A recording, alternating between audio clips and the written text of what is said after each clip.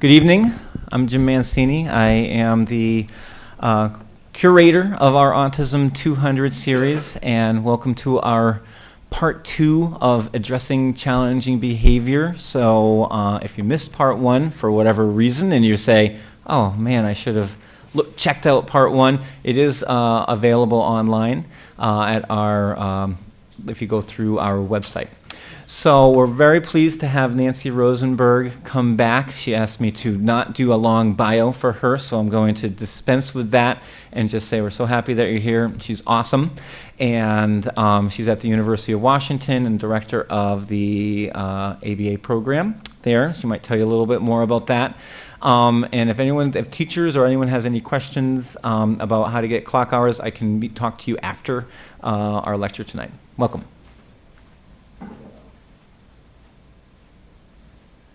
Okay, my mic working? Can everybody hear me? Okay, even in the back there? So welcome everybody. Thank you so much for coming tonight. The topic of challenging behaviors is definitely a passion of mine. It's what I focused on during my doctoral studies. It's what I did for many years consulting with both parents and school districts on how to address challenging behaviors in their children with autism. And so deciding what to talk about for this presentation, it's not hard for me to figure out what to talk about. What's really difficult is figuring out what not to talk about. I just actually finished last week teaching a quarter-long class that I teach at the University of Washington on strategies for addressing challenging behaviors. And I finished that 10-week class every year with like, oh, there's so much more I wish I could have told them. There's so many things that I had to leave out because there wasn't time. And so having to figure out what to talk about in an hour and a half is very challenging. So I've really thought about like, what are the strategies that I think will give you the most bang for your buck, the ones that out of all the different strategies that you might be able to take home or take to school with you and try tomorrow and see if they work. It really helped. This is the first year. I've been doing this since the beginning, and I actually went back because I was like, boy, I think I've been doing this Seattle Children's series for a long time, and I went back and looked, and indeed I started in 2007, which was the first year that we actually did the series. In fact, I remember sitting around a table with a group of people here at Children's conceiving the idea of this series. And so this is the first year that we split it into a part 1 and a part 2, the topic of challenging behaviors. And that definitely helped me because it meant that a good piece talking about function of behavior was covered in part 1. And if you haven't seen Dr. Bolter's part 1, which is really about the assessment of problem behavior, I highly recommend it. I'm going to review it briefly here, just in case people haven't seen it, so they have some context. But again, if you haven't seen it, I would highly recommend it. So the framework that I use to talk about challenging behaviors is called positive behavior support. Positive behavior support has its roots in the field of applied behavior analysis. And just like challenging behaviors, it's this big, huge topic that I had to pick one small piece of to talk about tonight. So I picked out what I think are the 4 key ideas of positive behavior support that I wanted to focus on. The first one being one that was actually covered in the part 1 of this. So the key ideas of positive behavior support that I think are so important, one are the idea that behavior serves a function and that we can't treat the behavior, we can't tell you what strategies are going to work unless we know the function of the behavior. And again, I'm going to just touch briefly on that because Dr. Bolter already talked about it. Positive behavior support has a focus on prevention.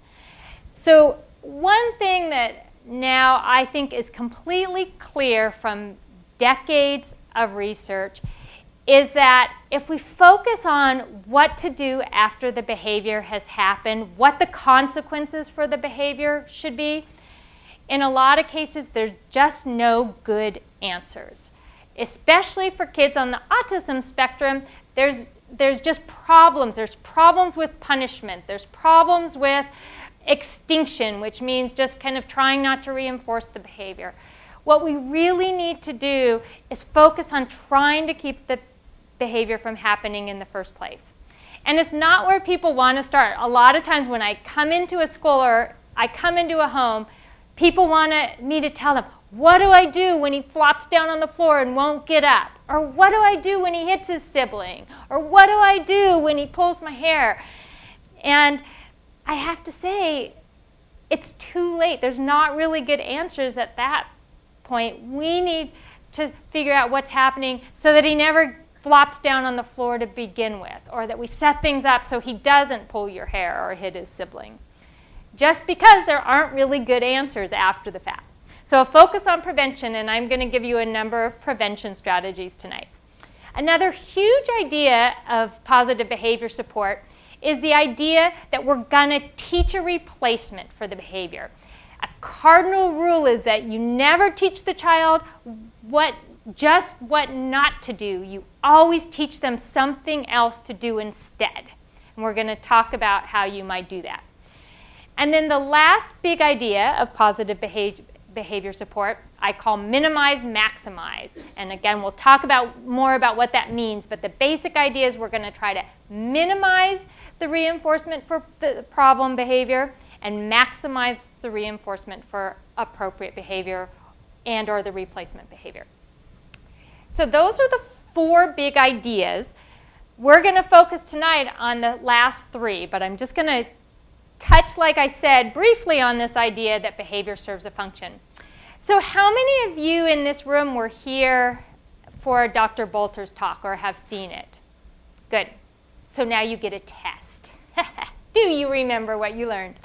So this idea that behavior serves a function is the idea, again, coming out of decades of research in the field of applied behavior analysis, that if a behavior is continuing, it's getting reinforced in some way. Whether it's a problem behavior, whether it's any of our behaviors, we continue to do things that are getting reinforced for us, that are working in some way, and we stop doing things that aren't getting reinforced. So if your student or your child is continuing to engage in a behavior, it's getting reinforced in some way. And that reinforcement is what we call the function. So the functions of behavior fall into 2 big categories. Does anybody remember what those categories are? Yes. To escape or avoid something. Perfect. That's one of the categories. To get something, to obtain something, or I think Eric or Dr. Bolter called it to gain something. So those are the big categories that up until now, all functions of behavior that they've discovered seem to fall in. So to escape, avoid activity. So who can give me an example from just a generic example or example from your own experience of a behavior that a child's engaging in to escape an activity or avoid an activity? Well, I can tell you what my daughter does. And, sometimes it's just they're placing demands on her and she doesn't want to do something. She has learned to do several different types of behaviors, but sometimes she'll pull people's hair because she has learned that when I do that, they stop and they go believe me out. Yes, that is a great example. And I'll probably be, for you guys in the room, I'll probably be repeating a lot of what you say, not because I'm a parrot, but so that the people at the other sites can hear it. So she just gave the example of her child pulling hair at the therapy table because her child gets placed in timeout. So she's learned that pulling hair gets reinforced by getting away from the table.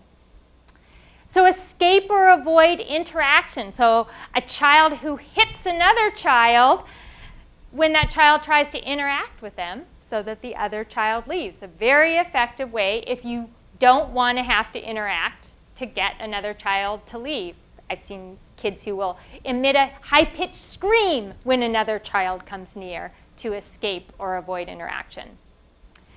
So to escape pain or discomfort. So sometimes we'll see kids engaging in behavior to try to get rid of something internal. So I don't know if any of you have ever seen a child who starts hitting their head because they have an ear infection, or scratching their stomach because they have a stomach ache. They're trying to escape that internal feeling of discomfort. So those are to escape or avoid. To obtain. So one of the things that kids engage in behavior for is to obtain attention. So who has an example of a behavior of a child to obtain attention? Yes? My own daughter, to obtain attention, she'll start screaming and in her head. Yep. And so she just said her daughter, to obtain attention, will start screaming and hitting her head. Now, there's nothing like hitting your head to get somebody to come running, right? Your mom may be busy trying to get dinner made, attend to a sibling. You start hitting your head, oftentimes somebody will run to you. So it can be a very effective way to obtain attention. To obtain food or toys. So the classic example in the grocery store of the child at the checkout who starts engaging in tantruming behavior because they want candy. And in that particular situation, their parent, their mom or dad's embarrassed because everybody's looking at them, so gives in and gives them the candy. So that the child learn, and kids can learn that in certain situations, this behavior will get reinforced, and in other situations it doesn't. So the child might learn that at the grocery store, if I start doing this, it results in the candy. Maybe in another situation it doesn't. A child who tantrums when you try to turn off their iPad or their computer or their video because they've learned that, you know, you're tired, you just can't deal with the tantrum. All right, we'll turn it on. You can watch a little bit more. So sometimes it's to obtain it, sometimes it's to keep it going. Obtain activities. And then Dr. Bolter talked also about this function of what we call in behavior analysis automatic reinforcement, where a child's just doing it for some sort of internal reason, not because they're trying to get you to do something different, but because for whatever reason, and often we don't know, it's making them feel good. So a lot of what we call self-stimulatory behaviors in the autism world. Those are just to obtain internal stimulation. So that's the idea, the brief idea of behavior serving a function. And if you're interested in trying to understand how to figure out what function your child's behavior or your student's behavior is serving, I would again recommend you watch Dr. Bolter's part of this series, because I'm not going to talk anymore about how to figure out the function. I'm just going to stress how important it is. I think people kind of don't want to have to deal with this idea we have to figure out the function. They want me to come into their home or into their school and they say, my child's hitting his head, what should I do? And to me, that's kind of like you stepping into the doctor's office and saying, doctor, I have a headache. Fix it.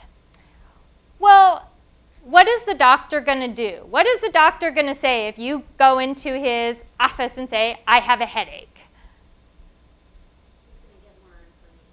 He's going to get more information. He may run some tests. He may do some sort of different an examination of you.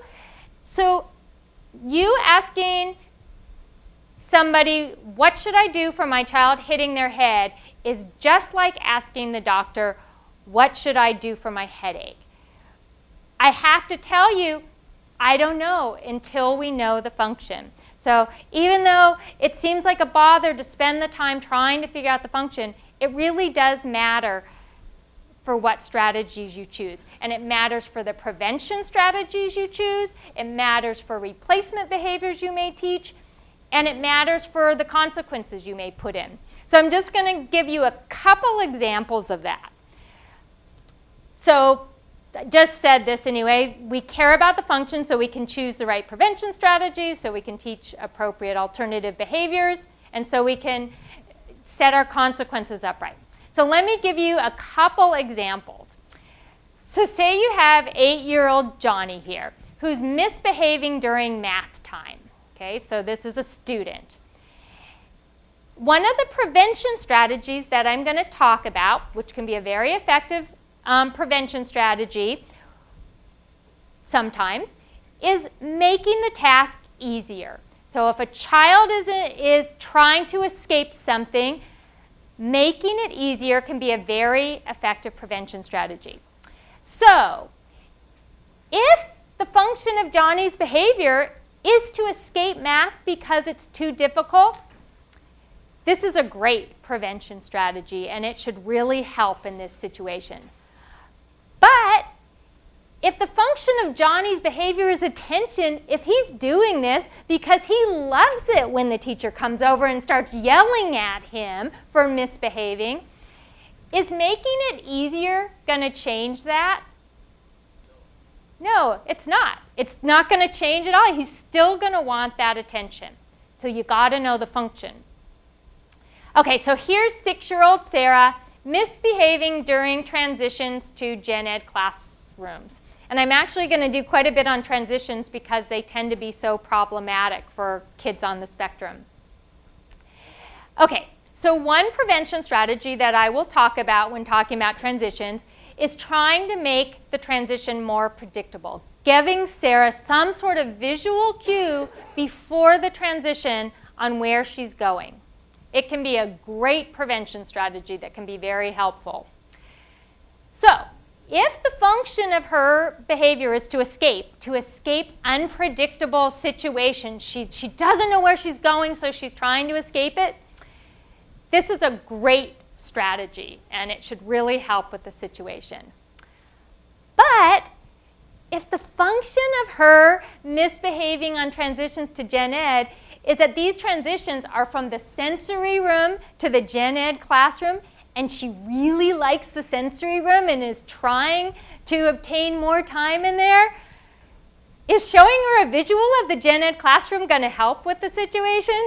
No. If anything, it's going to make it worse because she's like, oh, now I know where I'm going and I know I don't want to go there if she doesn't like gen ed. So again, you got to know the function.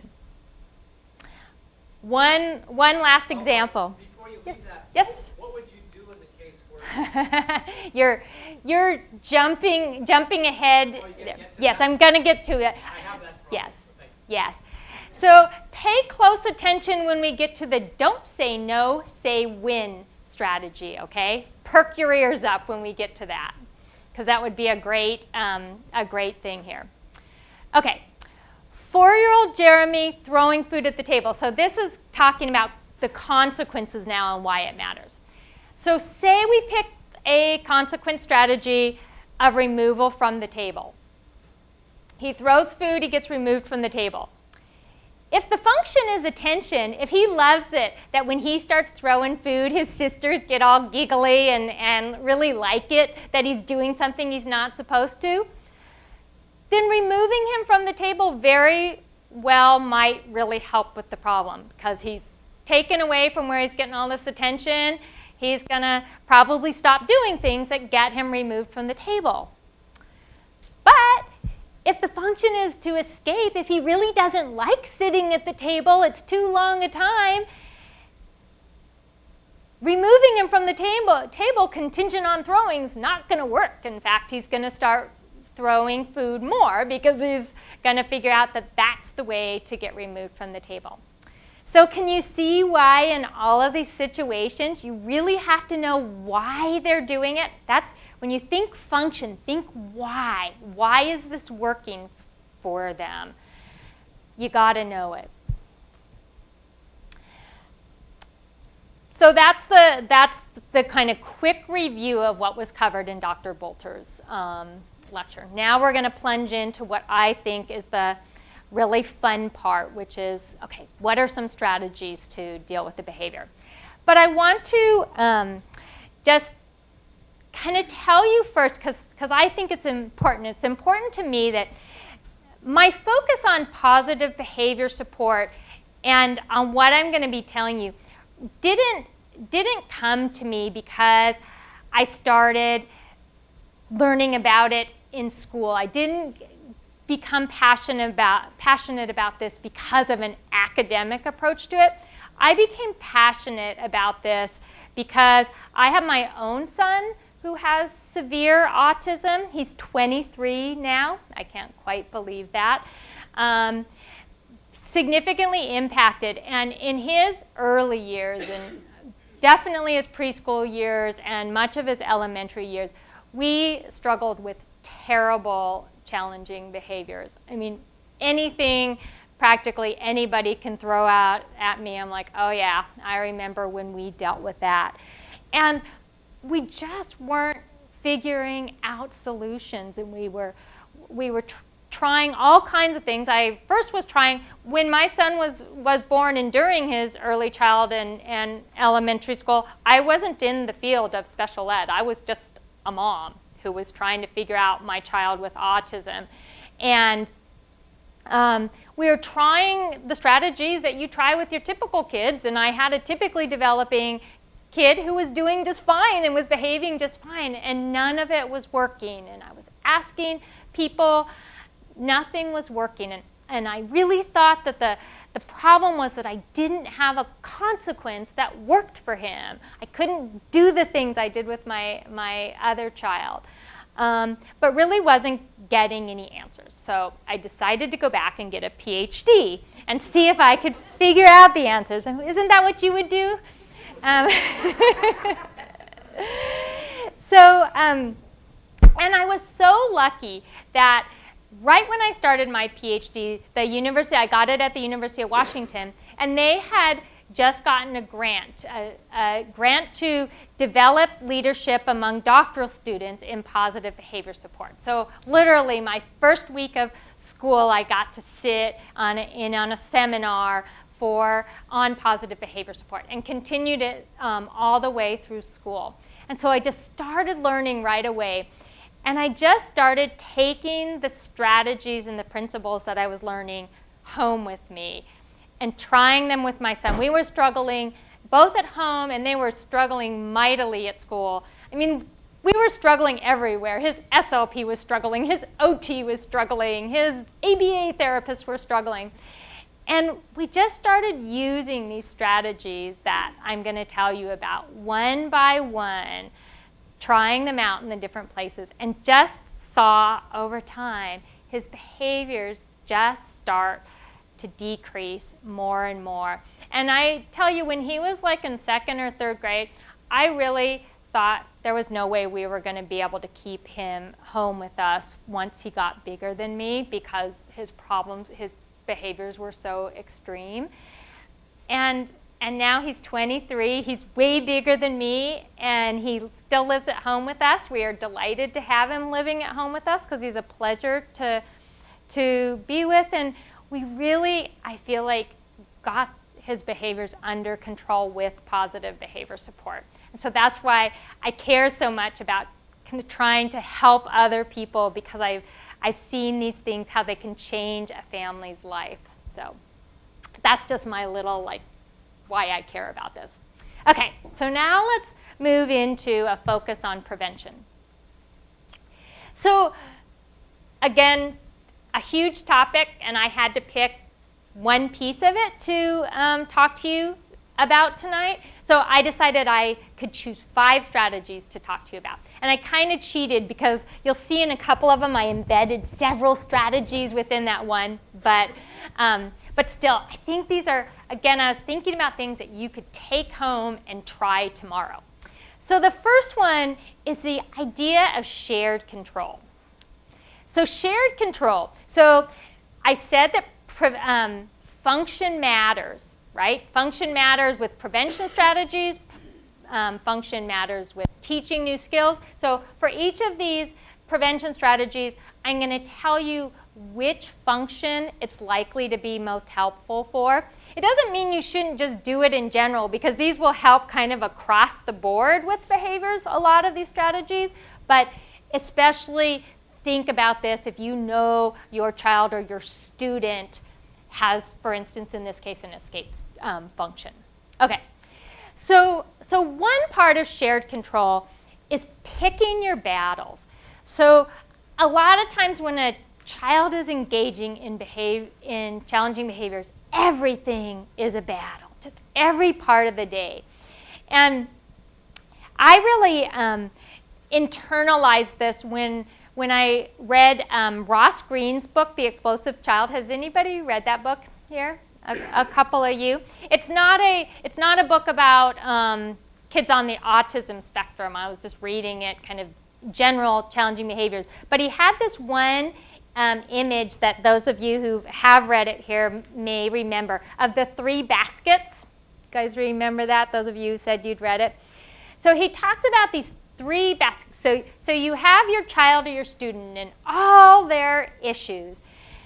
You have to think about 3 baskets. One basket is, these are non-negotiable. I have to deal with these. I have to enforce them because they're safety issues. So for instance, I have to hold my child's hand when we cross the street. They have to wear their car seat. Things that I don't care if they like it or not. We just have to do it because it's safety. So that's one end of the spectrum. Then there's the things at the other end that we say, and then we'll get to the basket in the middle. At the other end are things like, yeah, I don't like it that he does that, but we're just going to let it go for now, for his sake and for our sake. So not everything is a battle. Yes, he shouldn't speak disrespectfully to me, but you know what? In the scheme of things, we're just going to let that go. Or yes, he shouldn't be chewing on his shirt. But you know what? With all the things we're dealing with, it's not a safety thing. It does look a little gross, but we're just going to let it go for now. And then in the middle basket are the things that, okay, these are the things that we're really going to focus on right now. We're going to use our prevention strategies. We're going to try to teach a replacement behavior. But you want the number of things in that basket to be pretty small.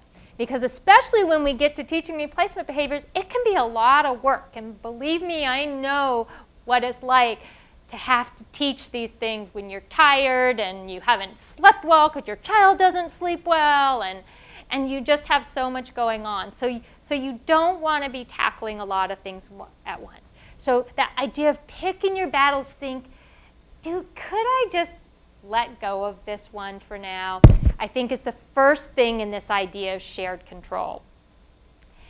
The next one is offering choices. So if you want to give partial control to your child, and what I've found working both with my son and lots of other kids is that when you're having lots of battles over control, like just trying to meet them halfway some of the times can make a huge difference. And so this idea of offering choices is that you decide the part of the activity or the task or the demand that is absolutely necessary to you. And then you try to figure out how to give them choice about everything else about it. So here's one example. So we used to have all of these battles around teeth brushing. My son hated to brush his teeth. So the non-negotiable was, we have to brush your teeth. But the choices were all around, okay, we got 2 different kinds of toothpaste. We have the SpongeBob toothpaste and we have the Disney Princess toothpaste. Which one do you want? We have 3 different toothbrushes. You can choose which one you want. Do you want to hold your squishy toy while I brush your teeth? Or do you want to hold your Spider-Man figurine? Do you want me to sing the Barney song? Or do you want me to sing you do not want me to sing the Barney song. Or do you want me to sing Row, Row, Row Your Boat? So I've kept the one thing I care about, and tried to give choice about everything else. In school, you have to do handwriting because it's on your IEP. You might not want to tell him that, but that's what you as a teacher are thinking about. I have to make him write his name because it's on his IEP. That's my non-negotiable. But what are all the things I could give choice around in writing your name? Yes, somebody's gesturing with their pen. Do you want to write with a pencil? Do you want to write with a smelly marker? Or do you want to write with chalk? What else could you give choice on? You could give them a choice of like maybe writing on a different kind of board. Yeah, what you're going to write on. Are you going to write your name on just plain old paper? Do you want to sign your Spider-Man coloring book page? Do you want to write it in foam? Where do you want to do it? Do you want to do it sitting at your desk, or would you like to go do it somewhere else, at the desk in the hall? Who do you want to do it with? Do you want me to sit next to you while you write your name, or would you like to have up here? So you decide the one thing that you care about and try to think about how you can give them control over all of the rest. That's what we're talking about with shared control. And then allow and teach negotiation. So here's my aha moment that I had on this one. And it was with my typically developing son, actually, who was about 6 at the time that I had this aha moment, I think. I don't really remember how old he was. But I remember that he was in the family room reading a book, and he loved to read. And I told him, David, it's time for you to come set the table, because that was his chore at the time. And he said, sure, Mom, but can I finish this chapter first? And I said, sure, that's fine, because I love to read too, and I know how important it is to finish your chapter if you're reading a good book. And so I went on making dinner, and I thought, David, because he has language, could tell me, yeah, I'm willing to do this, but could I just have a little bit more time before I come do it? And I was fine with that. Brian, my son with autism, because he didn't have that kind of language, when I said, Brian, you need to go wash your hands, I expected him to get up right away and go wash his hands, or I viewed it as non-compliance. Or he'd be, stimming on the carpet, and I'd say, Brian, go get your shoes on. And I expected him right then and there to stop his stimming and go get his shoes on.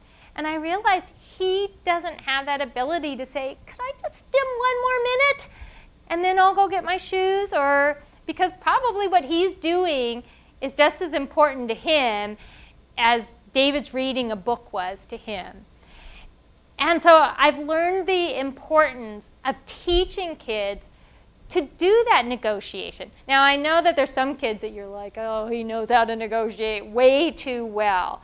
But for our kids who can't negotiate, think about teaching that. And I tell you, we have gotten more mileage out of that one more minute, teaching Brian, and again, lots of other kids since then, to say one more minute when he's asked to leave something he doesn't want to leave, or just doesn't want to go where he's going. And I was just thinking about it this morning as I went to wake Brian up. He's got a job now, and he has to get up for it. And I mean, it's our routine. Every single morning I go in, Brian, it's time to get up. And he's like, one more minute. and I'm like, okay. And I know to leave time. And the routine is I come in twice and say, Brian, it's time to get up, and it's like, one more minute. And then the third time, he knows that he'll say, one more minute, and I'll say, no, you had your minutes, now it's time to get up. And he gets up. And this used to be this terrible battle before. And it's that idea of shared control, that he's not insisting it's all his way, as long as I'm not insisting it's all my way. Okay. So that's strategy 1. So strategy 2, this was the one I alluded to earlier. Don't say no, say when. So this one is particularly good if you have a function of gaining a tangible. So this can be either they want something that they can't have, or they want to not stop something that they're doing. Both of those we think of as obtaining a tangible. So what this strategy is rather than saying, no, you can't have it, which is usually what provokes the tantrum or the head hitting or the whatever your behavior is, you say yes. Yes, you can have it. When? And then you show or tell the child when he or she will get the item that he wants. You can do it by showing him. We know, I think most of us know that with kids with autism, whenever you can use a visual representation, it's often gonna stick in their heads more than using language. So if you can show them where it is on the schedule. So you have your child at school who has been playing on the iPad, you're absolutely dreading, telling him it's gonna be time to be done with the iPad because you know it's gonna evoke a tantrum. You say, it's time to be done, iPad. He's like, I don't want to be done with iPad. You say, I know. I don't want you to be done with iPad either. Look, we have to do reading, and then you get to do iPad again, and you show him on the schedule. Or the child comes to you, I want to do iPad now. Yes, I think it's going to be great when you get to do iPad. First work, then iPad. So you're just taking that no out of it. And we use this in several different places with Brian. So one of the situations was at dinner that we tried to serve him a healthy dinner, and then he got to eat dessert, and all he really wanted was the dessert. And so he'd just be constantly asking for dessert, and his preferred dessert was potato chips. He's a salty guy instead of a sweets guy. So he'd say potato chips, and we'd say, no, you have to finish your dinner. And he'd be like, ah! As soon as he'd hear no, and then he'd do it again 2 seconds later. Potato chips, please. No, it's time to finish your dinner. Ah! And so just turning it around, and we had a little visual. He'd say, potato chips. And we'd be like, yes, you get potato chips. Look, first dinner, then potato chips. And how can he tantrum when I just said yes, right? And then a little while later, he'd say potato chips, and I'd be like, I know, it's gonna be so awesome. You get your potato chips, first potato chips, then dinner. And so you're doing a couple things. So first, with some kids, just hearing the no is the trigger, and you're not saying no.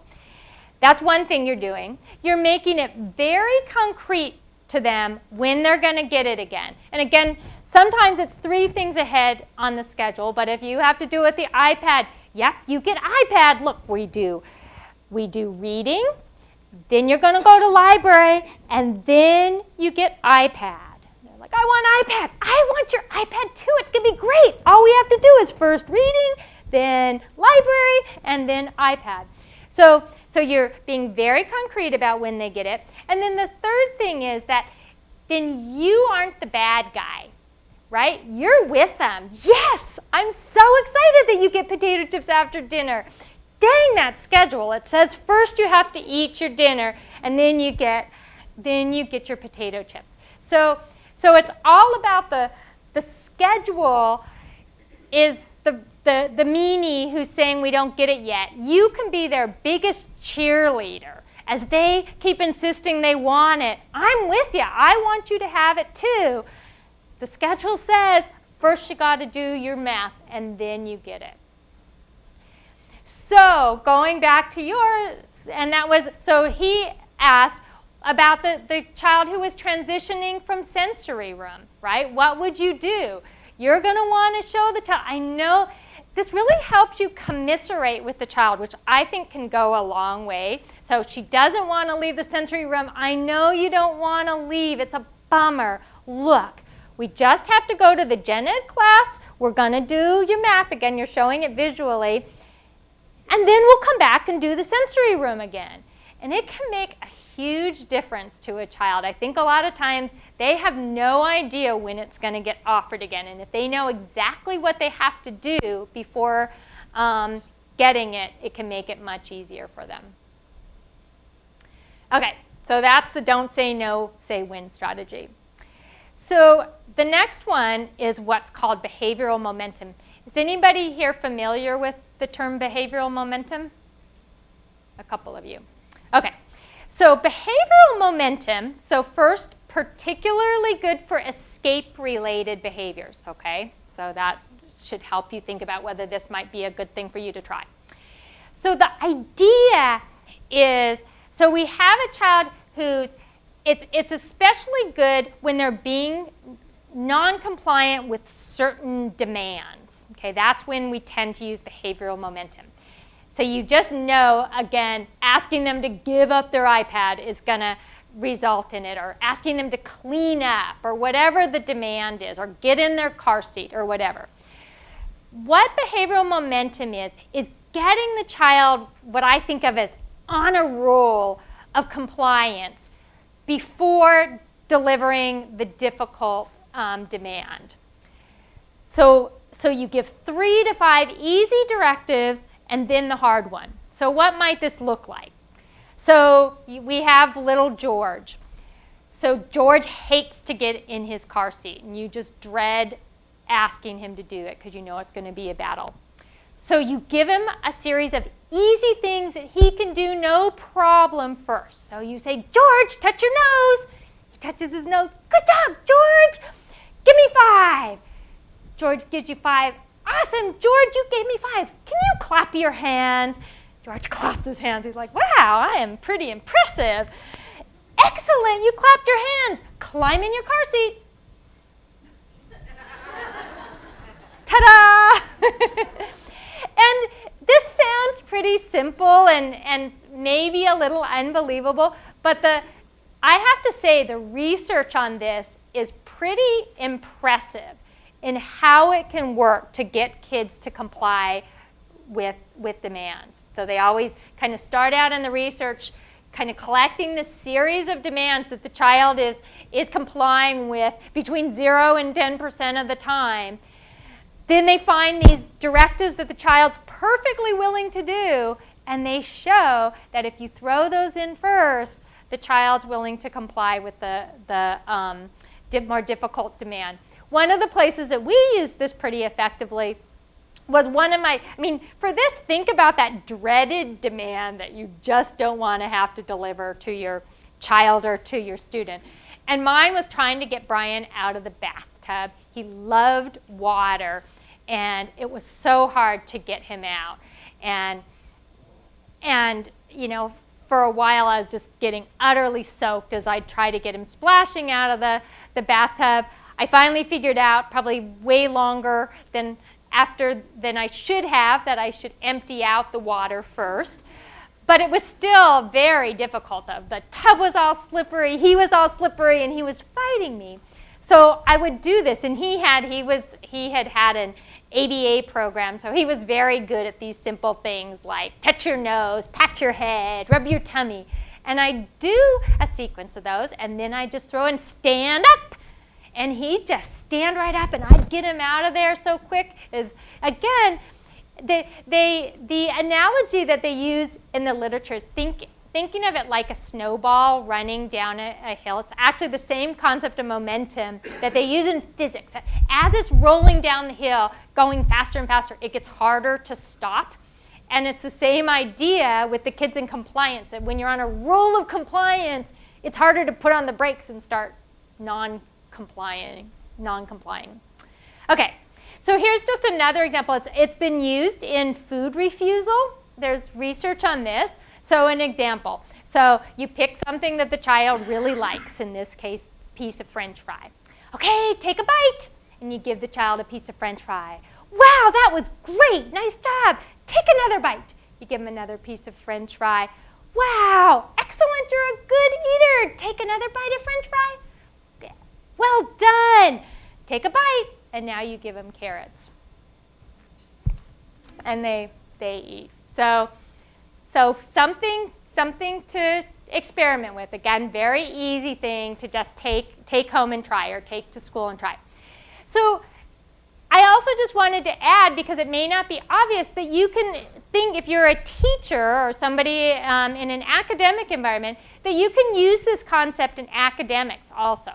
So think about a child who the dreaded command, but it's on their IEP, so you have to work on it, is 2-digit addition. And they just fight it. They're like, I can't do this, it's too hard, although you think they're perfectly capable of doing it. That's the key. They have to be perfectly capable of doing it. They just aren't doing it.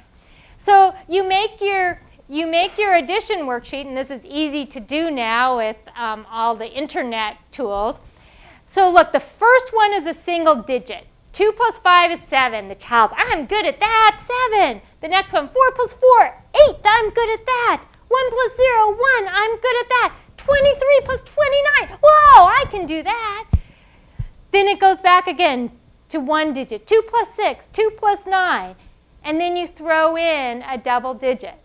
So it's just like that same concept of behavioral momentum, except put on a worksheet.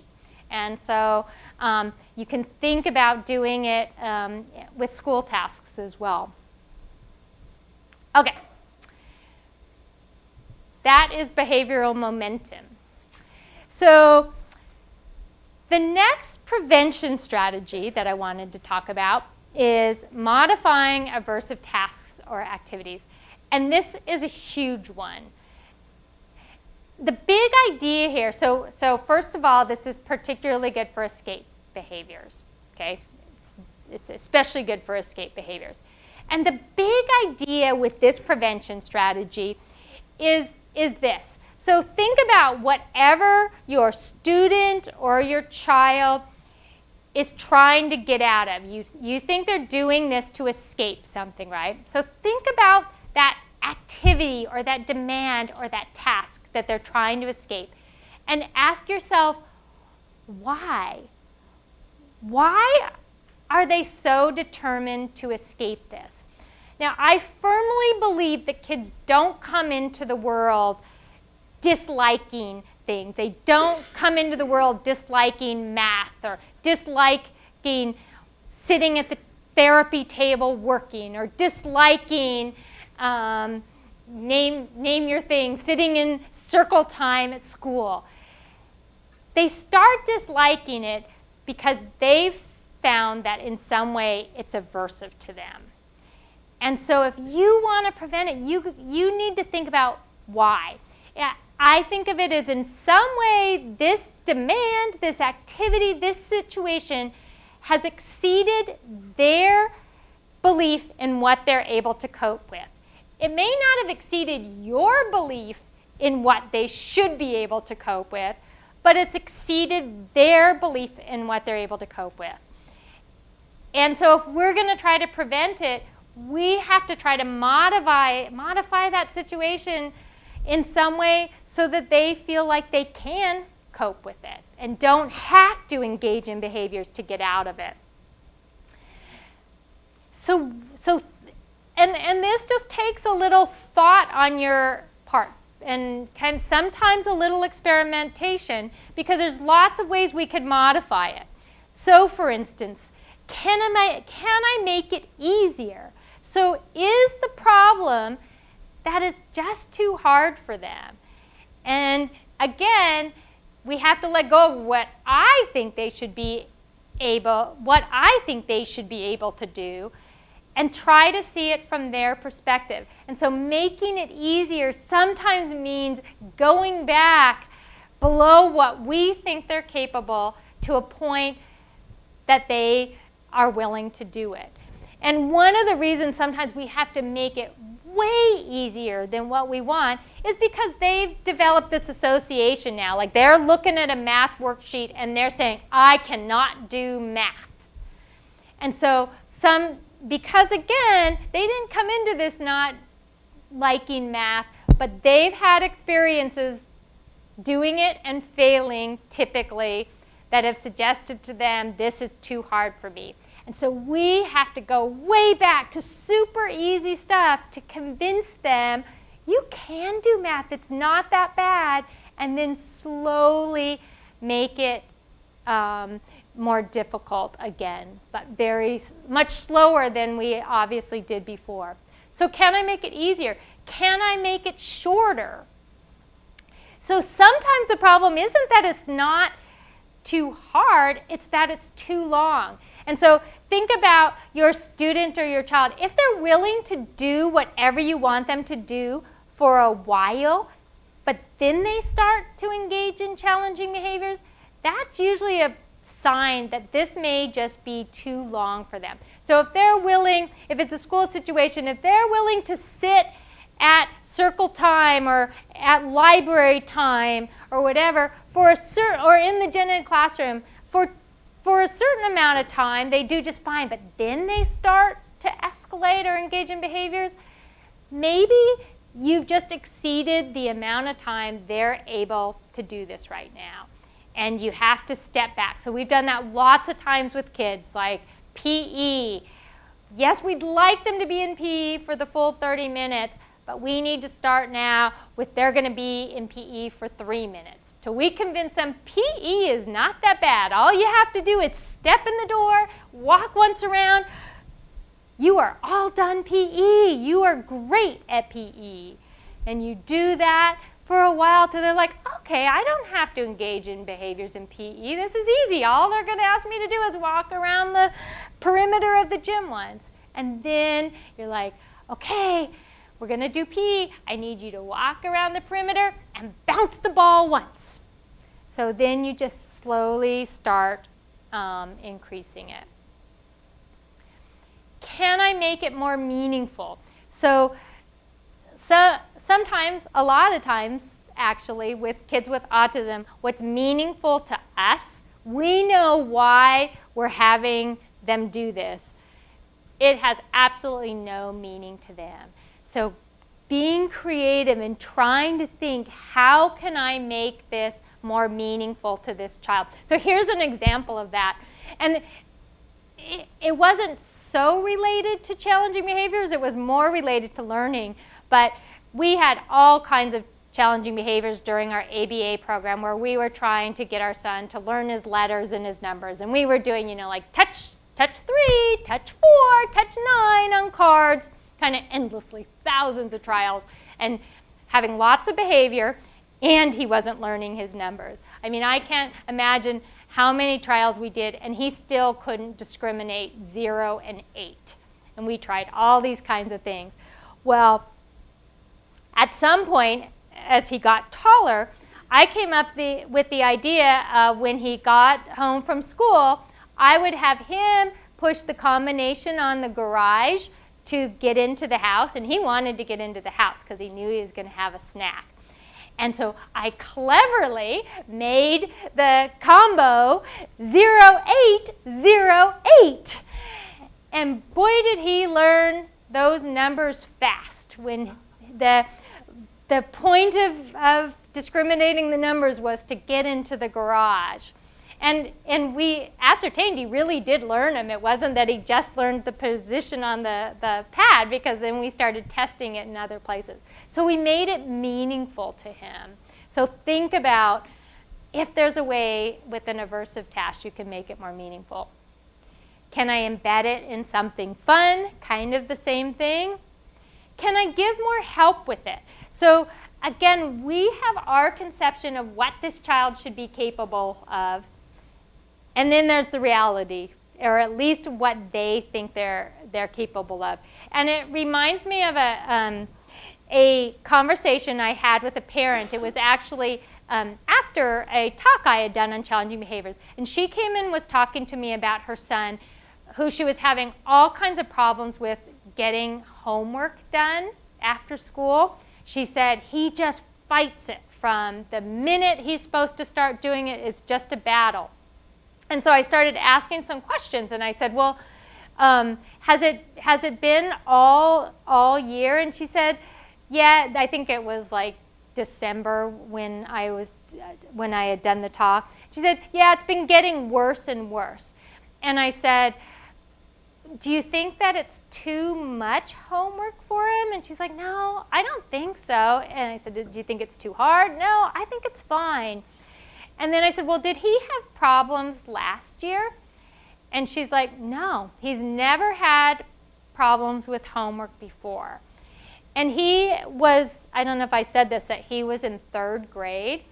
And I had seen, working with a number of kids, there's a big jump up right about that time in both the amount and the difficulty of the homework, although it seems to get lower and lower now. I think kindergartners have 30 minutes of difficult homework.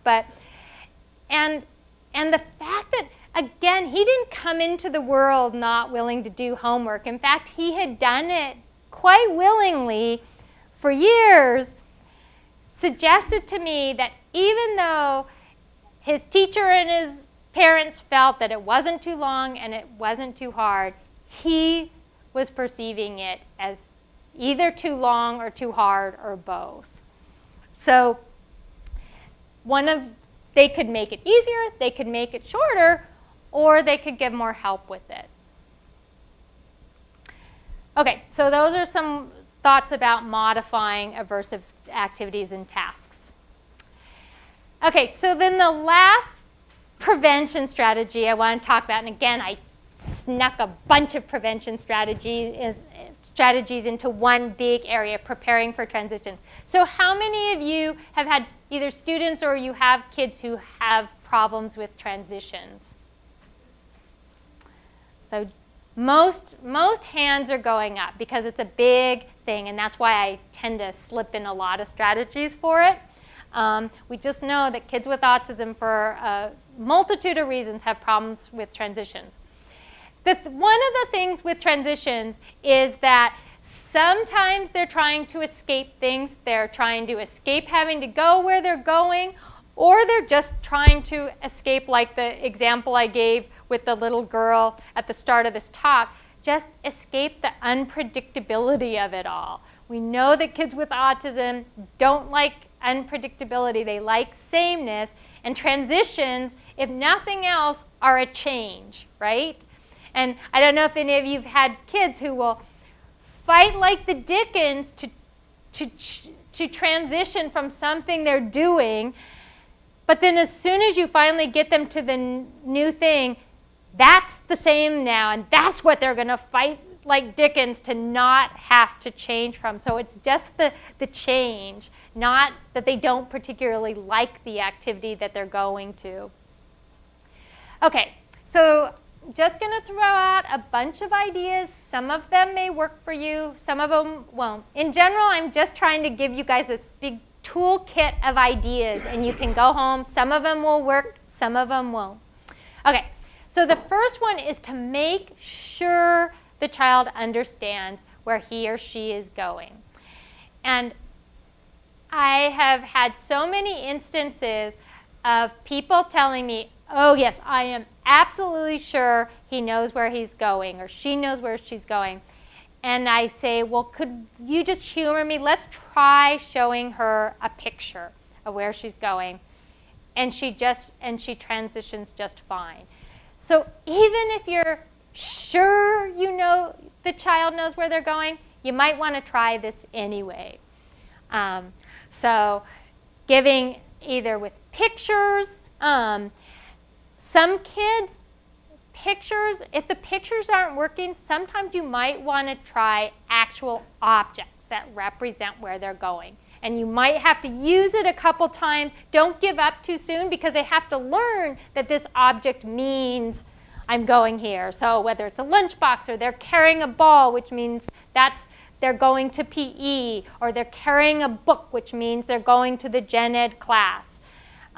Again, don't give up the first day that you have them carry a book and it doesn't work, because they haven't associated that book means this is where I'm going. But one strategy to try. Give plenty of warning, and this is one that most people know, but people just don't do quite as often as they think they do. I've seen it a lot of times, especially in school situations where the child will definitely have this on their IEP under accommodations that they're supposed to be given warnings, but I just see people forgetting, right? You get busy, you don't have time, and then all of a sudden it's time to transition and the child is just told it's time to go. You can do verbal warnings if they work. You can use visual timers like a time timer, which probably a lot of you are familiar with. Now on your on smartphones, there's all kinds of apps for visual timers. A couple things that I will say about these visual timers: the child has to understand it. And so, for instance, like we tried a visual timer for a number of years, and my son just never understood it. He never understood the idea. He'd heard us say red is gone enough times that he'd just be like, red is gone, red is gone, red is gone, when it was clear, no, Brian, the red is not gone. And it was clearly just frustrating him. He seemed to think that if he said it enough, and actually he got reinforced for this, because if he said it enough, eventually we'd say, yeah, the red is gone, because it had, in that time it had gone. But I think he thought he just didn't get this, and he thought that it was just saying it. So you have to experiment, and the nice thing about the smartphone apps is there are different ways to represent time on those, and so you can experiment around the one that works for your individual. A countdown visual, I really like these. So these, I don't know if any of you have used them. I'm not supposed to walk around too much. I can use I don't know how to use my pointer. So this one, so you just have numbers, and then, at about 3 minutes, you can be loose with the time, but at some point you say, okay, we're getting close, and you take the 3 down. You're getting a little bit closer. Okay, it's almost time to go, and you take the 2 down. So it's kind of good for us because it keeps us honest that we can't go until all the numbers are gone. So it makes sure that we've really given 3 warnings as opposed to kind of thinking we might have given 3 warnings.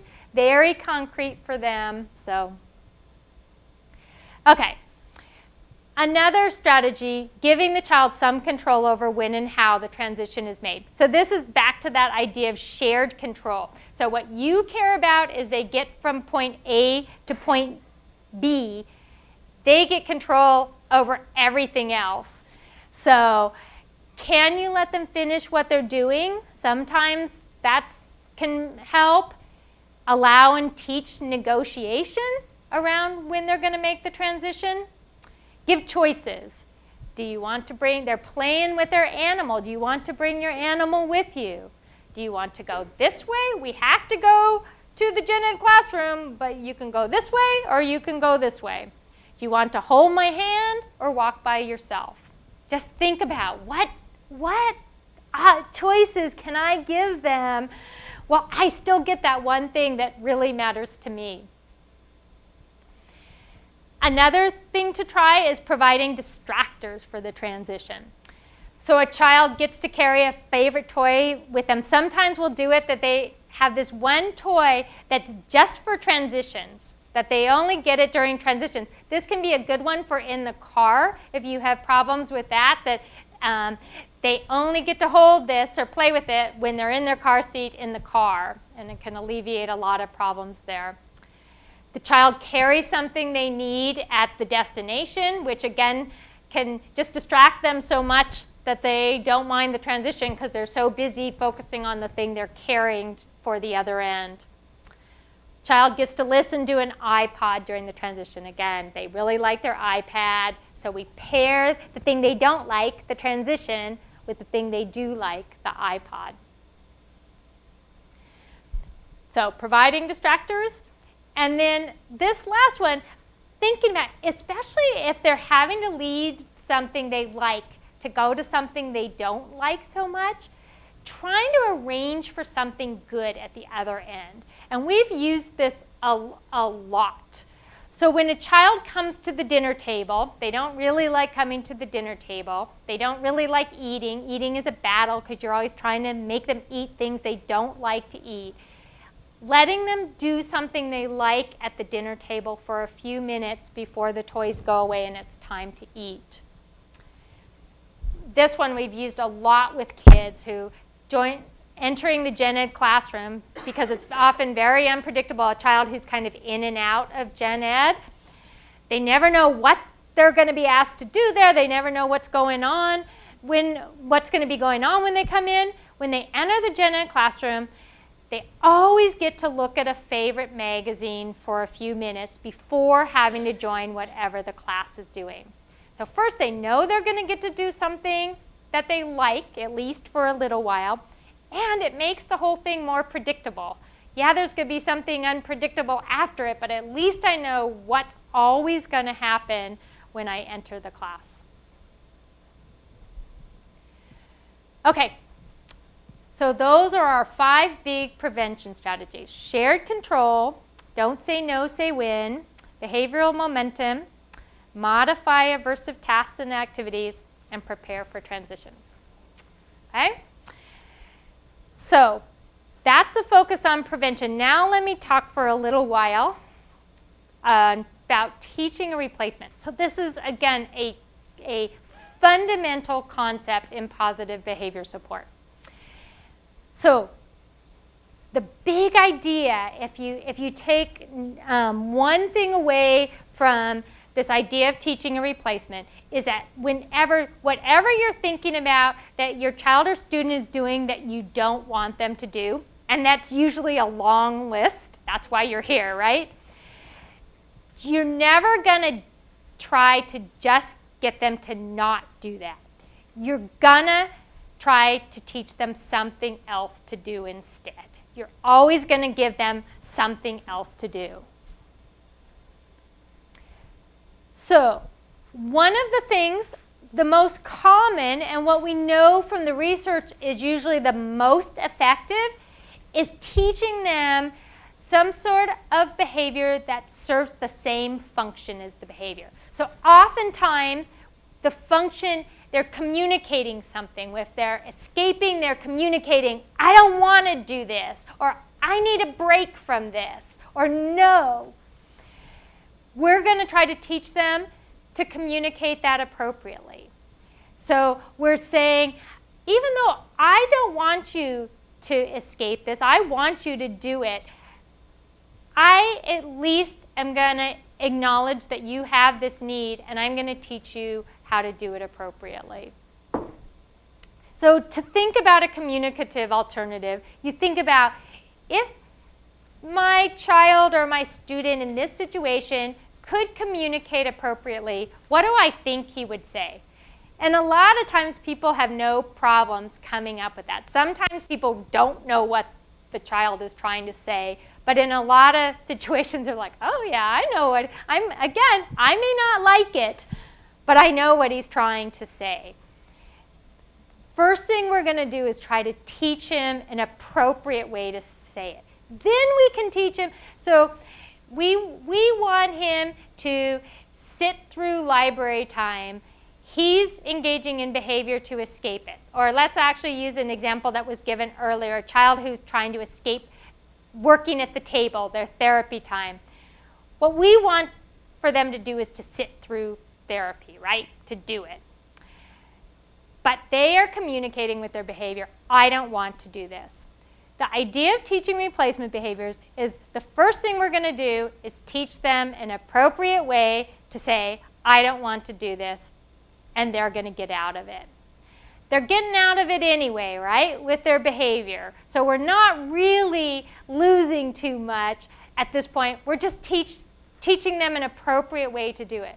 Then, once they've learned an appropriate way to communicate it, then we can start saying, well, I know you don't want to. Thanks for telling me, but we have to do a little bit, and then you can get out of it and start building up their endurance. But we start with teaching them an appropriate way to communicate what their behavior is telling us they need. It doesn't need to be verbal. So we will teach kids to sign, if signing is what the communication they're using. We'll teach them to gesture. We'll teach them to shake their heads to communicate no, Very effective way to communicate it. We'll teach them to give us a picture. Taught lots of kids to hand over an I need a break picture, which is kind of their not get out of jail free, get out of all the things I hate about my life free. A button on a communication device. So it can be any of those. So common examples of replacement behaviors that we will teach kids to communicate. No thanks. So we'll teach kids when we ask them to do something, no thanks. I need a break. I'm all done. I want to stay here, right? The kid who's getting all upset when they're asked to transition from something. Help me. Pay attention to me. Go away. So these are all common replacement behaviors that will teach kids to communicate. Again, and it may be verbal, but it may be with a picture, it may be with a sign, maybe with a gesture. I want that.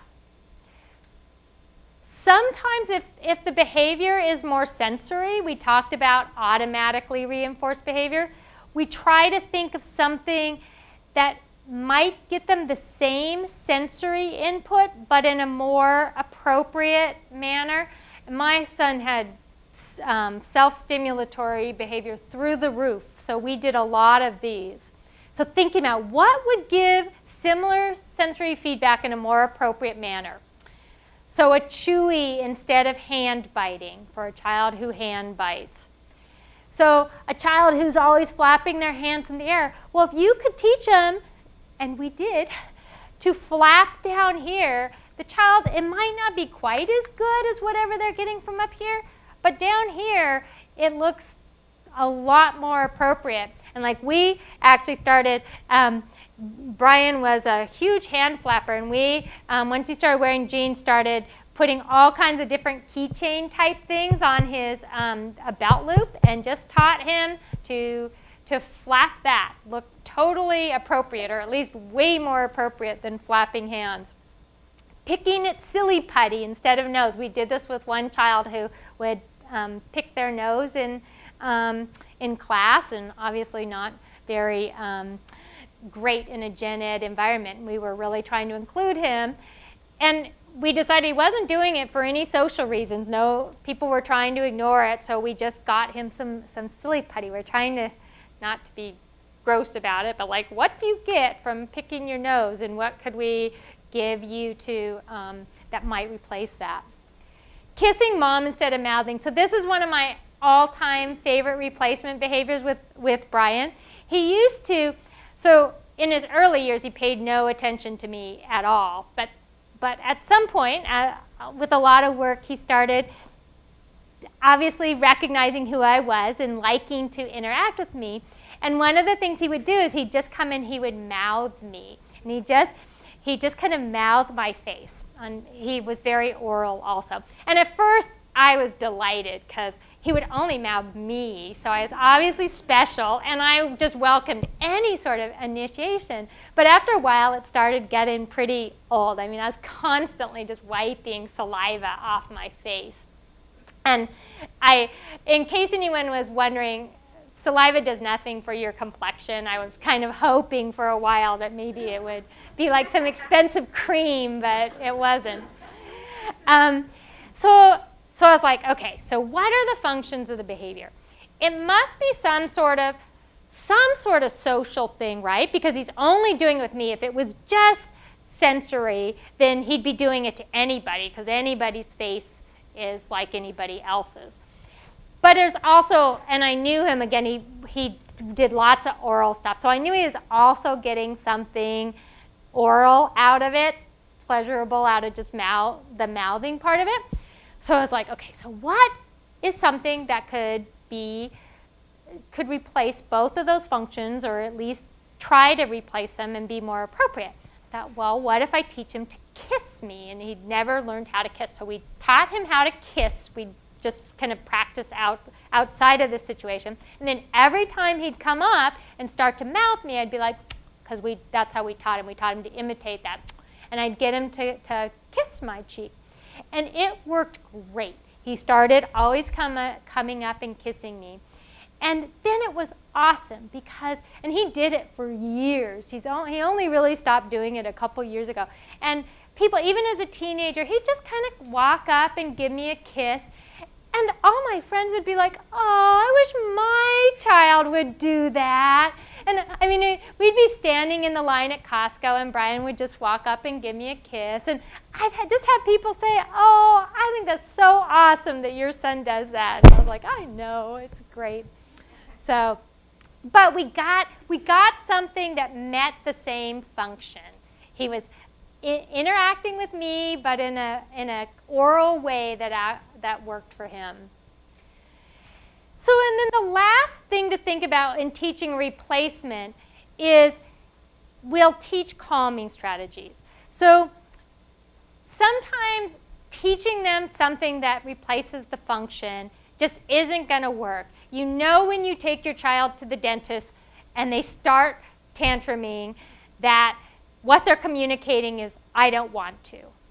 But it's just not a choice, right? There's things that even if we teach them the appropriate communication, we can't give it to them. So sometimes we'll just teach them a coping strategy instead. So sometimes we'll teach a child, before you start engaging in behavior, try taking some deep breaths, or try squeezing your hands together. So a child who wants to hit somebody, we'll teach them to, when they get upset like that, squeeze your hands together. Self-talk. We'll teach a child when they're starting to get upset, we'll teach them maybe next time, or just some kind of self-talk. Sometimes we'll teach them to just leave the situation. We'll do this with older kids. It's a really great strategy with a junior high or high school student.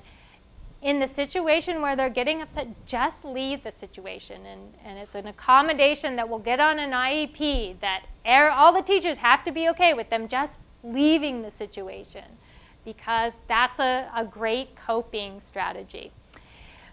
One caution on these calming strategies is that this is what we all want to teach, because it's so inconvenient to have our child be saying, I don't want to, or no, or help me.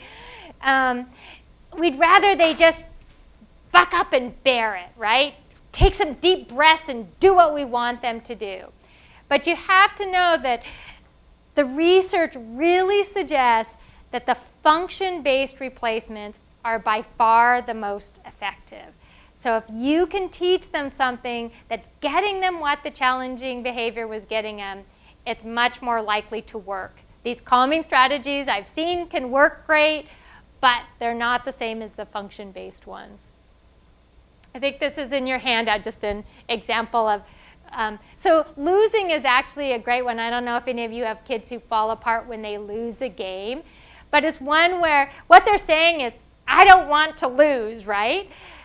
But that's not going to endear them very much with their peers, because their peers don't want to lose anyway, so their peers aren't going to be like, oh, okay, a few peers will do that, but most of them won't. So we need to teach the child strategies for tolerating losing rather than just communicating, I don't want to lose, as an appropriate way to win every time.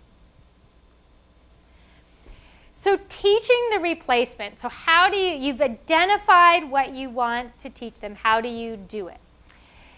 So you look for situations where the challenging behavior is typically happening. You know kind of what's going to trigger it.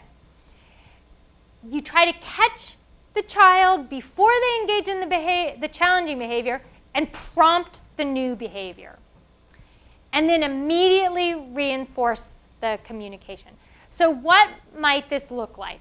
So I will give you the example of the very first time I ever taught functional communication, and I've taught it probably many, many times since then. But I had just read about it. I was learning about it in my PBS seminar about this called functional communication training. I'm like, I think we could do this with Brian. So we went home.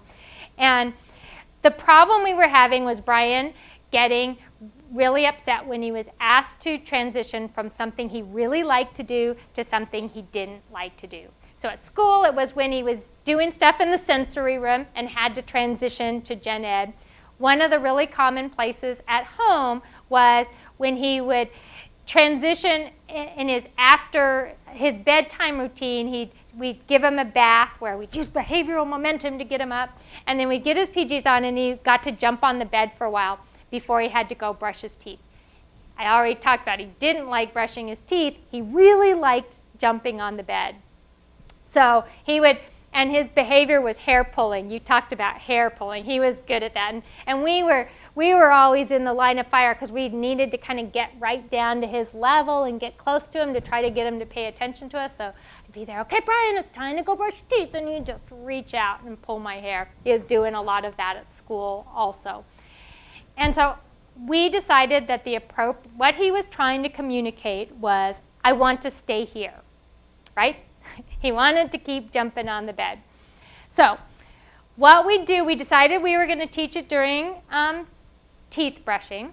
So we would go up to him. We decided we'd just let go of actually brushing teeth for a week or so while we taught this, because you kind of have to do that. You have to let go of what you want to focus on teaching the child to communicate appropriately. So what we would do is I would go up to him as he's jumping on the bed. I'd get in front of him like I usually did, and I'd say, Brian, it's time to go brush your teeth. Say, I want to stay here.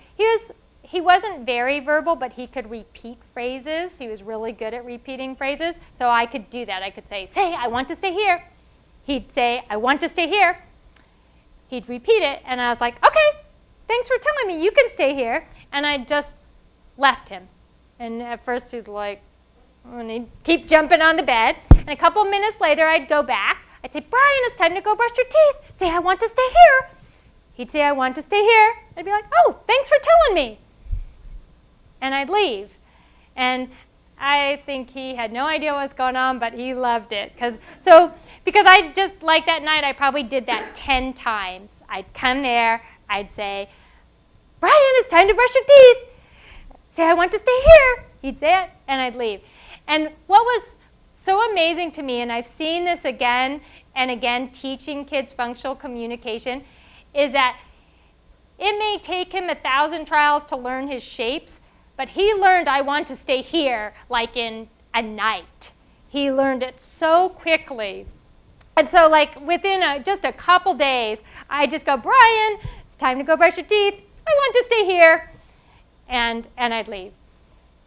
So that's how you teach it. You kind of put them in the situation, you prompt the new communication, and then you reinforce it by whatever it is that they're communicating. So I know you have to practice this. So I know you guys are wondering, yeah, but what happens when he needs to really brush his teeth? And believe me, I was wondering that too. I was like, yeah, this is all well and good. He's saying this. It's great he learned it so fast.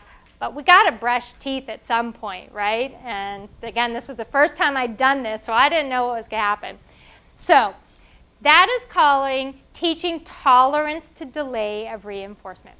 And so what we did, you have to wait until they're reliably using this new communication you've taught them. And again, it usually doesn't take long because their behavior had been showing you they care about this outcome. Now you're just giving them another way to get it, an easier way to get it. So what we decided once he had it was he was going to get to do it twice. He was going to get to say, I want to stay here. And then on the third time when he said it, we were going to say, yeah, I know you want to stay here, but now we really have to go brush teeth. And it was like a miracle. And I have people who can vouch for this miracle because they were there too. That we found that if we let him say it a couple times, he would then be willing to transition. And I have to say, I've just seen that with kids again and again, that we think we teach them to say, I need a break, they're never going to work again. Or we teach them to say, I don't want to. They're never going to do anything they want to again. And it's that thing of shared control again, that most of the time they don't. They will be willing to do it as long as we're giving them a little bit of control. So ways that you can start building up their tolerance for delay to getting what they want. So you can start saying, so you've taught a child, I need a break. Sure, you can have a break, but let's write, you're letting them get out of handwriting. Let's write one letter, and then you can have your break. So you start just sneaking in a little bit of a demand before you give them what they want, and then gradually increase it. I can see you need help. So you've taught a child to say, I need help, instead of screeching, and they've got it down, except that they're saying, I need help all of the time. I can see you need help. Give me 1 minute, and then I'll come help you. So you start with just a little bit of time, and then build it up. You already had 2 minutes, just like Brian and the I want to stay here. You already had 2 more minutes. It's now time to come to dinner.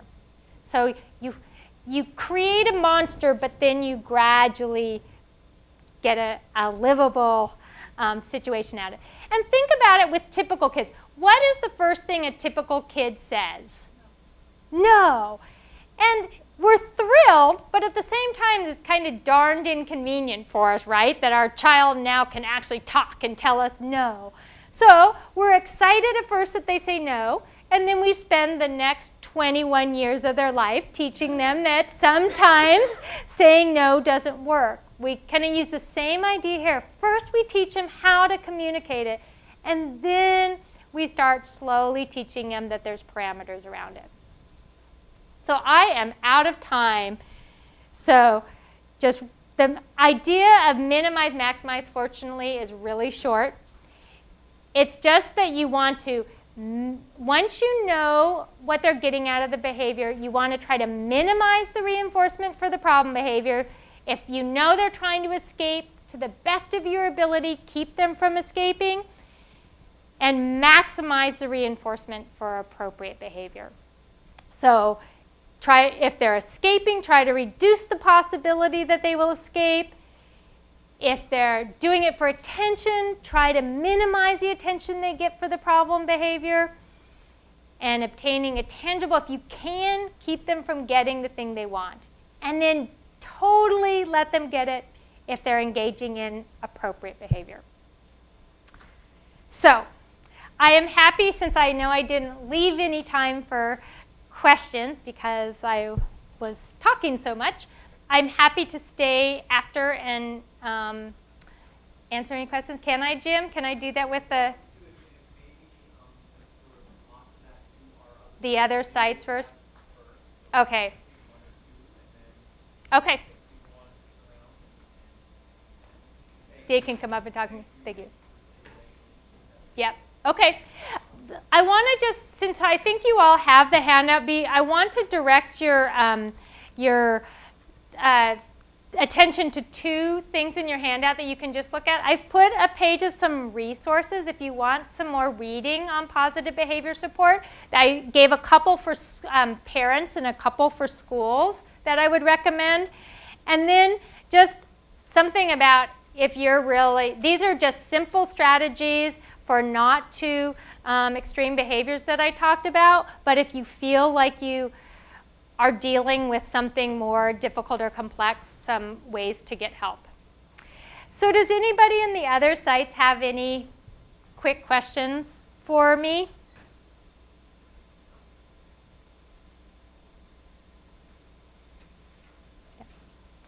How about here? Okay, go ahead. I just want to ask, is there a certain cutoff where you know a certain method is not working, so you change it, or do you wait to see on the first few times that it's actually doing some change and then you keep doing it, and if you don't see that, you stop it? It's a great question, and I don't know if anybody's still there at the other sites, but I'll repeat it just in case. The question was, is there a certain amount of time you should try something? I mentioned, I gave you kind of a smorgasbord of strategies, some of which might work with your child or some that might not. Is there a certain amount of time you should try something before giving up or deciding this isn't working, I should try something else? The unfortunate answer is there's no magic number. And the reason for that is it has to do a lot with how long the child has been engaging in the behavior. because so remember, if the child's continuing to engage in behavior, it means that they are getting reinforced for it. And if they've been doing it for a long time, it means they've been getting reinforced for it for a long time. And the longer a child's been getting reinforced for something, the harder it is to change. So if it's a new behavior that hasn't been happening for very long, I would expect any of these strategies, if they're going to work pretty quickly. Whereas if it's been something that's going on for a long time, you may have to try it longer. So for example, like the prevention strategy of make something easier. So say you're trying it like for getting dressed. Like you've just been battling getting dressed for a couple years, and now you're thinking, maybe it's just too hard. I'm asking too much. Maybe I should back up to all he has to do is pull up his pants and I'll just do the rest of it. He has had 2 years to build this really aversive relationship between getting dressed or this aversive association with getting dressed. And so it may take him longer to start believing it's really not that bad. All you have to do is pull up your pants to stop engaging in behaviors than it would for a child who you picked up on it pretty quickly and they just had a couple days or a couple weeks of engaging in behavior before you decided this is too hard, we need to make it easier. So in general, the prevention strategies work more quickly than, say, teaching a replacement, because the prevention, a lot of times what you're hoping is you just remove the triggers for the behavior. But so I wish there was a magic thing like, yep, try it 3 days. If it doesn't work in 3 days, move on. But it depends, as so many things do. Yes? I have a student, she also expresses Down syndrome. She really loves eating, and she gets off the school bus, goes to the lunchroom, has breakfast, and then is transitioned to PD class. She takes a long time eating, and I don't want to interfere with her life by saying you must stop eating. Also, I think her reaction to be told you can't eat anymore would be horrific. So I don't know how to move her from the lunchroom to the gym. I don't know how to interfere with her leisure and long live practices. So that's a great situation to think about a number of the strategies that we've talked about. Yeah. But I have to preface it with, as a behavior analyst, I am ethically not supposed to consult on kids other than in the context of a professional relationship, and I'm not supposed to advise on kids that I haven't seen.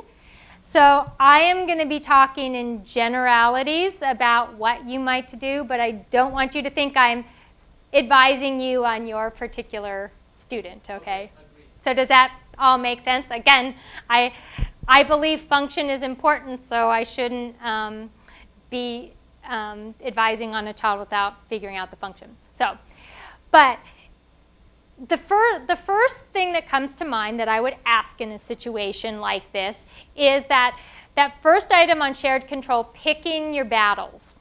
So first of all, that might be a question I'd ask. How important is it?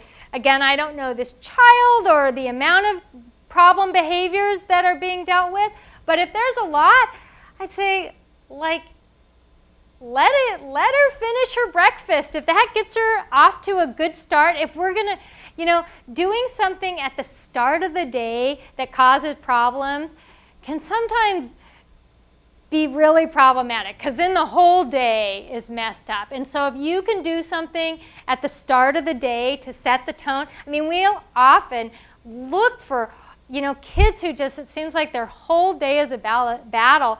what could they do right after they get to school that's pleasurable to them to set the stage? And so with this person, it could be that you have that thing and let's not mess with it.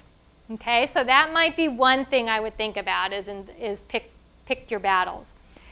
Another thing would be, okay, I need to, so now we're talking about transitions, right? Transitions from something that she really likes to something that maybe she doesn't like as well. So thinking about the transition strategies. So one would be to, so giving warnings, right? That was one. Giving warnings of when you're going to have to transition. With this situation, you could do it in several ways. You could use a visual timer to give her warnings. You could use a countdown visual to give her warnings.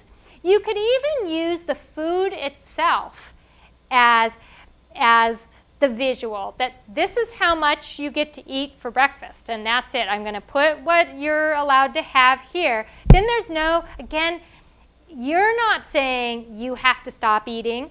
It's the food that's saying you have to stop eating. That's all the food there is. I know. I wish you could keep eating too, but all the food's gone. So you can use kind of the food as the bad guy.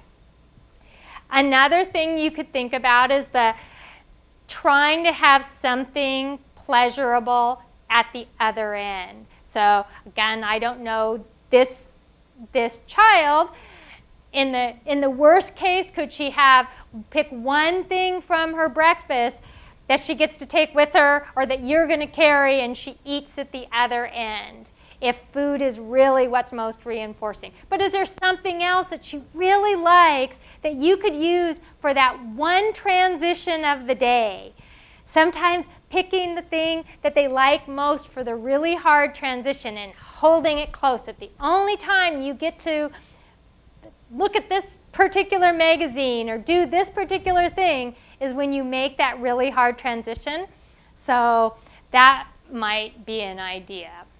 So just kind of, I don't know if any of those were like, oh yeah, I think that could work. But do you have an idea or you have another question? Well, I know I had a child similar about the transition or not wanting to, but then well, at least right now what we found to be effective is the iPod.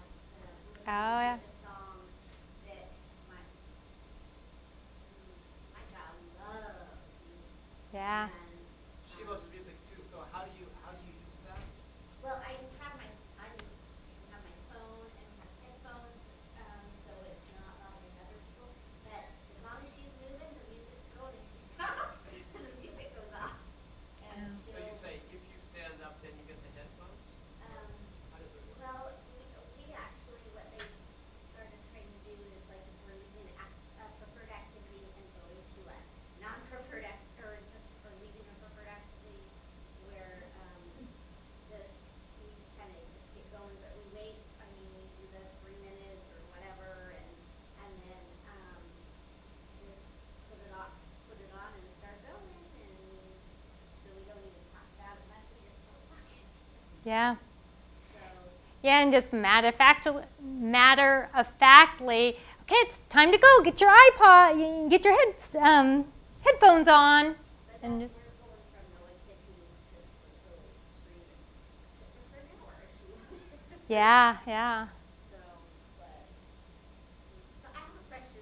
So Okay. I'm gonna ask, because you're saying about replacement behaviors. So, so you have a child that has multiple self-stimulatory behaviors, and you know, I guess I know it's like say they're at school and they're trying to get them to work on stuff, and they're doing self-stimulatory. Let me just kind of tell. Thank you all for coming. Please don't feel like you have to stay. I know we're past our time, but thank you all for coming. Okay, so multiple self-stimulatory behaviors. Yes, and but then they don't want them to do it usually want to be ready or I guess I'm just wondering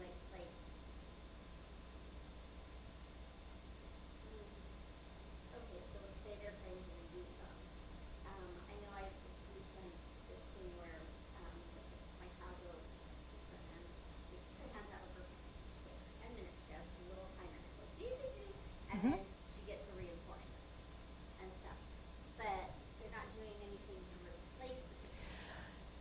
and it's kind of a fundamental belief of mine that we should all, just a great example, again, not consulting on this particular child, in general, that we don't ever just teach them, don't do that. We give them something else to do instead.